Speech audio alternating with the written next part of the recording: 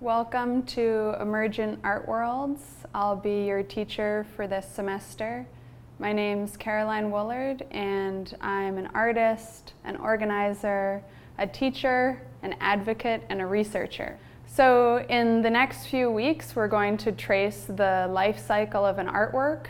This means that we'll go through the ways you source materials, organize labor, narrate your work, talk about it to other people, have it encountered by the public, and then think about how it might be acquired or finally depart, ready for another life cycle. Let's imagine that there's nothing inherently art about the components of an object or a performance itself.